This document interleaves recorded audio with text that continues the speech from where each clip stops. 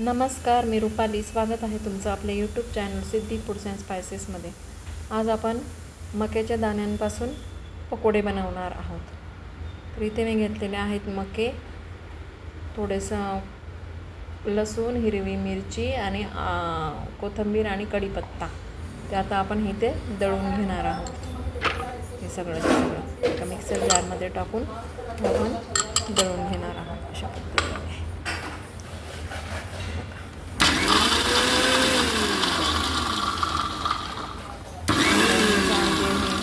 इकडे आहेत ना कॉर्न, ते पण आपण टाकून घेणार आहोत आणि त्याची भरड काढून घेणार आहोत. जास्त बारीक नाही करायचं आहे आपल्याला. त्याची भरड काढून घेऊ आपण. कमी जास्त करून असं टिकटॉक असं करतो ना आपण बटनाला, तसं करून त्याची भरड काढून घ्यायची.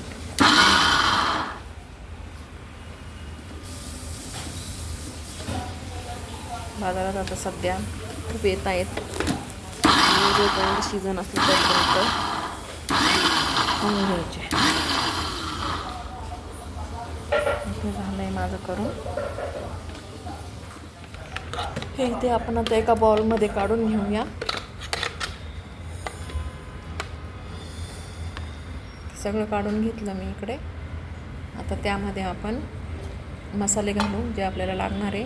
काही पिठं पण मी घालणार आहे. इथे जिरा पावडर टाकली आहे मी, थोडीशी हळद, थोडीशी लाल मिरची पावडर आणि थोडंसं चवीपुरता मीठ. असं सगळं टाकून घ्यायचं. आणि वरून आता मी इथे तांदळाचं पीठ घेतलेलं आहे थोडंसं, ते पण मिक्स करणार आहे.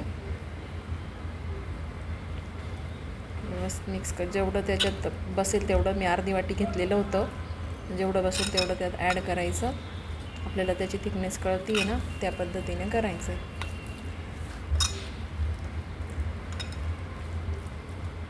अर्धी वाटीमधून माझं थोडंसं उरणार आहे.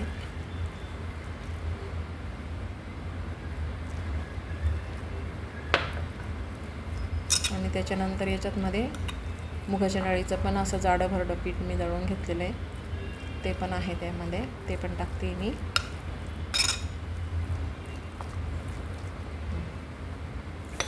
आता याच्यामध्ये एक झालं आहे माझ्याकडनं. हे असं झालं आहे, सांगते थांबा. हे इथे मी आता त्या पकोड्यांबरोबर खाण्यासाठी चटणी करणार आहे.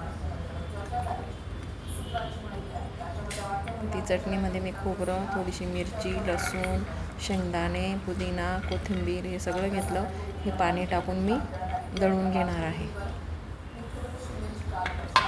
छान लागते ही चटणी भज्यांसोबत खायला.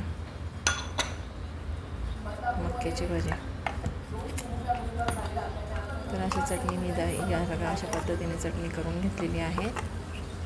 करून मी बाजूला ठेवून दिली, म्हणजे आपल्याला पकोडे तळल्या लगेच. हे बघा, आता इथे एक स्टोरी झालेली बरं का. इथे मी भजी काढले, पण मला एक अर्जंट कॉल आला. तर त्या कॉलवर बोलता बोलता ते भजी काढले पण गेले, तळले पण गेले आणि खाल्ले पण गेले. असं झालं हे भजी काढताना. तर मग मला 2 प्रकारचे दाखवायचे होते. याचं आपण आप्पे पण करू शकतो आणि भजे पण करू शकतो. तर हे फक्त तुम्हाला एकच स्टोरी दिसते, भजे तळताना दिसते मी फक्त. पण ते काढले, खाल्ले ते काही दिसत नाही इकडे.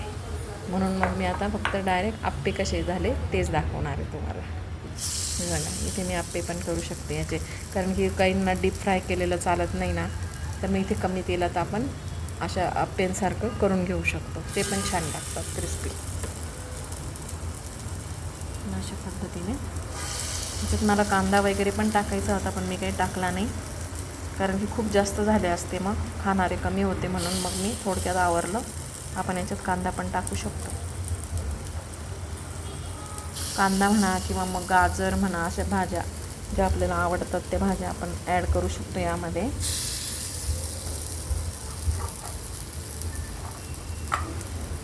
अशा पद्धतीने सर्व टाकलं गेल्यानंतर ना, त्याला आजूबाजूला आपल्याला तेल टाकायचं आहे. म्हणजे ते छानपैकी खरपूस थोडं तेल टाकून देऊया आपण याच्यामध्ये.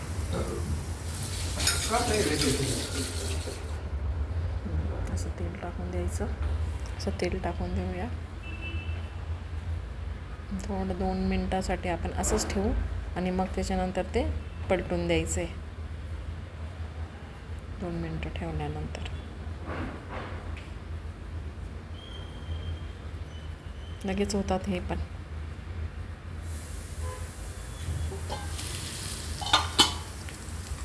बघा किती छान झालेले आहेत. याच्यात मी सोडा वगैरे काहीच टाकलेला नाही आहे. नाही फुगले तरी चालतील, पण सोड्याचं प्रमाण कधी पण कमीच ठेवायचं. याच्यात सोडा वगैरे टाकलेला नाही आहे मी. सोडा टाकायची गरज पण भासत नाही तसं. अशा पद्धतीने हे काय झालेले आहेत आपले अप्पे, पॉपकॉर्नचे अप्पे. पॉपकॉर्न नाही,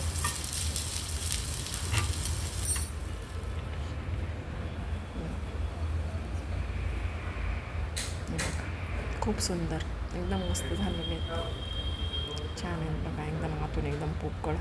बघितलं, खायला पण एकदम मस्त.